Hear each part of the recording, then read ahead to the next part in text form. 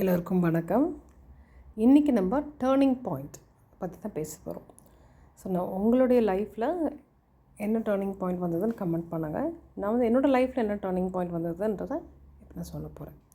So என்னோடய வாழ்க்கையிலும் பார்த்திங்கன்னா ஒரு டேர்னிங் பாயிண்ட் கண்டிப்பாக இருக்கும். அது நம்ம வாழ்க்கையில் மறக்க முடியாத ஒன்றா இருக்கும்.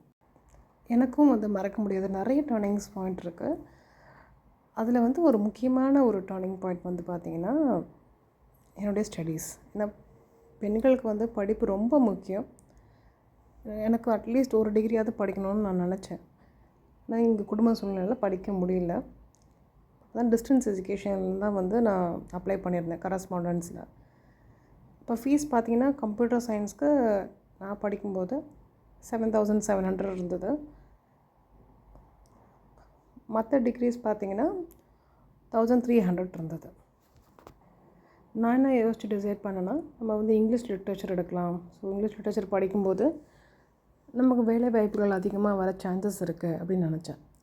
மேக்ஸ் பார்க்கும்போது பிஎஸ்சி மேக்ஸ் பார்க்கும்போது எனக்கு வந்து மேக்ஸ் வந்து நம்ம டிஸ்டன்ஸ் எஜுகேஷனில் பண்ண முடியுமா அப்படின்னு ஒரு டவுட் இருந்தது. ஸோ அதனால் நான் அதை எடுக்கலை.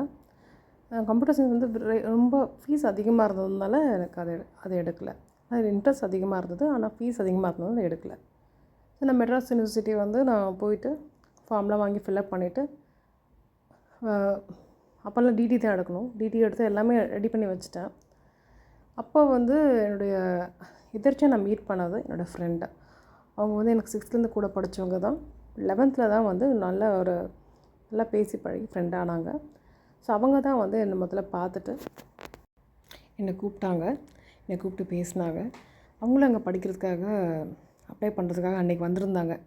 இது வந்து கடவுளுடைய அனுகிரகம் தான் நினைக்கிறேன். அன்றைக்கி எனக்கு கரெக்டாக நானும் அவங்களும் அன்றைக்கி மீட் பண்ணது தான் எனக்கு டேர்னிங் பாயிண்ட் எனக்கு. அவங்க அப்புறம் என்னோடய ஃபார்மை வந்து பார்த்துட்டு இங்கிலீஷ் லிட்ரேச்சர்னு சொல்லியிருந்தேன். பார்த்துட்டு என்ன இங்கிலீஷ் லிட்ரேச்சர் எடுத்திருக்க, நீ வந்து மேக்ஸ் எடுக்க வேண்டியதானே அப்படின்னு சொன்னாங்க. நான் சொன்னேன், ரொம்ப கஷ்டமாக இருக்கும், அது ஆன்லைனில் பண்ணுறது ரொம்ப கஷ்டம், அது டிஸ்டன்ஸ் எஜுகேஷனில் பண்ண முடியாது அப்படின்னு சொன்னேன். அப்போ அவங்க சொன்ன வார்த்தை என்னென்னா, 11th 12th வந்து நான் அவங்ககிட்ட தான் வந்து மேக்ஸில் நோட்ஸ் வாங்கி நான் வந்து படித்தது. 12th படிக்கும்போது டீச்சர் இல்லை. டீச்சர் கொஞ்சம் அவங்களுக்கு பிரச்சனைனால அவங்க லீவில் இருந்தாங்க. எல்லாருமே டியூஷன் சேர்ந்துட்டாங்க. பட் நான் மட்டும் வந்து டியூஷன் போகலை. நானும் என்னோடய இன்னொரு ஃப்ரெண்டும் டியூஷன் போகல.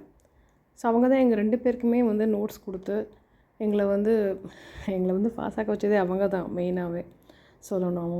அவங்களால தான் ஏன்னா யாருமே நோட்ஸ் தரமாட்டாங்க.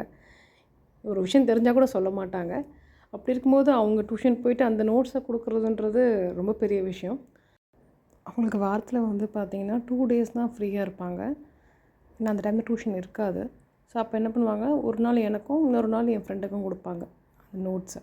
ஸோ ஒரு நாள் நாங்கள் அதை வாங்கிட்டு அந்த 1 week என்ன நடந்துச்சோ, என்ன டியூஷனில் இருந்ததோ எல்லா நோட்ஸையும் நாங்கள் 1 weekல வந்து எழுதணும். ஸோ அந்த நோட்ஸ் வாங்கிட்டு நான் என்ன பண்ண நைட்டெல்லாம் உட்காந்து எழுதுவேன். ஒரு 12 o'clock 1 o'clock வரைக்கும். ஏன்னா அது ஒரு நாள் தான் டைம் இருக்குது. அது என்னன்னே தெரியாது. 11th 12th மேக்ஸ் ரொம்ப டிஃப்ரெண்ட்டாக இருக்கும். 10th வரைக்கும் வேறு மாதிரி இருக்கும். 11th 12th வந்து அப்போல்லாம் பார்த்திங்கன்னா ரொம்ப டிஃப்ரெண்ட்டாக இருக்கும். இப்போ தான் வந்து நம்ம போர்ஷன்ஸ்லாம் வந்து அதிகமாகிடுச்சு. ஸோ அதனால் 10thலேயே வந்து இப்போ ஓரளவுக்கு நம்ம 11th பேசிக் வந்து சொல்லி தராங்க. அப்போல்லாம் அப்படி கிடையாது. 10th வரைக்கும் டோட்டலாக டிஃப்ரெண்ட் சிலபஸ் இருக்கும். 11th 12th வந்து டோட்டலாக வேறு மாதிரி இருக்கும். எனக்கு ஒன்றுமே புரியாது. அந்த நோட்ஸை வாங்கிட்டு நான் அப்படியே எழுதிக்கிட்டே இருப்பேன். எழுதி முடிக்கணும், அதுதான் மெயினாக நம்ம டார்கெட்டாக இருக்கும். ஸோ அதை எழுதி முடிச்சுட்டு நான் அப்புறம் அவங்களுக்கு மறுநாள் ரிட்டர்ன் பண்ணிவிடுவேன். இன்னொரு ஃப்ரெண்டும் அதே மாதிரி தான். அவங்ககிட்ட இந்த வாங்கிட்டு எழுதிட்டு ஒரு நாளில் வாங்கிட்டு அந்த 1 week எல்லாமே 1 week போர்ஷன்ஸை எழுதிட்டு திருப்பி கொடுத்துருவாங்க. ஸோ இப்படி தான் போயிட்டுருந்தது. ஸோ அன்றைக்கி வந்து அந்த மெட்ராஸ் யூனிவர்சிட்டியில் நான் என்னோடய ஃப்ரெண்டை மீட் பண்ணும்போது அவங்க சொன்ன வார்த்தை என்னென்னா, என்கிட்டேருந்து நீ நோட்ஸ் வாங்கி படிச்சுட்டு என்னை விட அதிகமாக மார்க் எடுத்த, ஸோ நீ வந்து ஏன் எடுக்க முடியாது, உன்னால் கண்டிப்பாக முடியும், நானே எடுக்கும்போது உனக்கு என்ன அப்படின்னு சொல்லிட்டு என் ஃபார்மை வாங்கி கிழிச்சு போட்டுட்டாங்க. அந்த இங்கிலீஷ் லிட்ரேச்சர் ஃபார்ம், அந்த ஃபார்மை வந்து கிழிச்சிட்டு அவங்க இன்னொரு ஃபார்ம் அவங்களே வாங்கி அவங்க கையாலே ஃபில்அப் பண்ணி எனக்கு வந்து அவங்க தான் வந்து பிஎஸ்சி மேக்ஸ் வந்து அவங்க சேர்த்து விட்டது. ஸோ இன்றைக்கும் என்னால் அவங்கள மறக்க முடியாது. அவங்க நேம் பார்த்திங்கன்னா தீபா. ஸோ அவங்கள என்னால் மறக்கவே முடியாது. அவங்க தான் என்னோடய லைஃப்பில் டேர்னிங் பாயிண்ட்டு. ஸோ அந்த பிஎஸ்சி மேக்ஸ் நான் எடுக்கலை அப்படின்னா என்னால் வந்து இவ்வளோ தூரம் அச்சீவ் பண்ணியிருக்கவே முடியாது. ஸோ அதுதான் எனக்கு ரொம்ப இம்பார்ட்டண்ட்டான டேர்னிங் பாயிண்ட். ஸோ அதுக்கப்புறம் எப்படியும் நான் அந்த டிகிரியை வந்து கம்ப்ளீட் பண்ணேன். அதுக்கப்புறம் அடுத்த டிகிரியும் பண்ணேன்.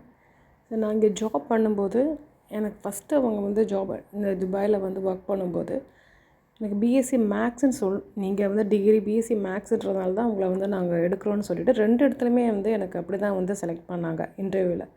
ஸோ பிஎஸ்சி மேக்ஸ் ஸ்டூடெண்ட்ஸ் வந்து நல்லா ப்ரைட்டாக இருப்பாங்க அப்படின்னு சொல்லி உங்கள் டிகிரி பிஎஸ்சி மேக்ஸ்ன்றதுனால தான் உங்களை சூஸ் பண்ணுறோன்னு சொன்னாங்க. ஸோ அந்த டிகிரி வந்து எனக்கு ரொம்ப இம்பார்ட்டண்ட்டாக இருந்தது. என்னோடய வேலைக்கு ஜாயின் பண்ணுறதுக்கு எல்லாத்துக்குமே எனக்கு வந்து உறுதுணையாக இருந்தது. ஸோ என்னோடய லைஃப்பில் என்னோடய டேர்னிங் பாயிண்ட் பார்த்தா என்னோடய ஃப்ரெண்டு தான்.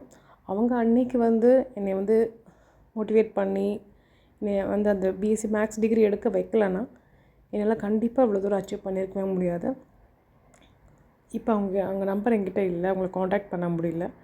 இருந்தாலும் அவங்கள நான் ஒவ்வொரு தடவையும் நினச்சிக்கிட்டே இருப்பேன், என்னோடய டேர்னிங் பாயிண்ட் அவங்க தான் அப்படின்னு சொல்லிட்டு. So she is one of my turning point in my life. ரொம்ப thanks Deepa, thank you very much. அவங்களுக்கு எப்போயுமே மனசார அவங்களுக்கு நன்றி சொல்லிகிட்டே தான் இருப்பேன் ஒவ்வொரு தடவையும். Thank you very much Deepa. இது பேசிகிட்டு இருக்கும்போது எனக்கு வந்து கண் கலங்குது இது பேசும்போதே. ஸோ இது மாதிரி உங்களுக்கு உங்கள் வாழ்க்கையில் நடந்த டேர்னிங் பாயிண்ட் யார் உங்களுக்கு அதை ஹெல்ப் பண்ணியிருக்காங்களா என்ன கமெண்ட் பண்ணுங்கள். தேங்க்யூ. நன்றி, வணக்கம்.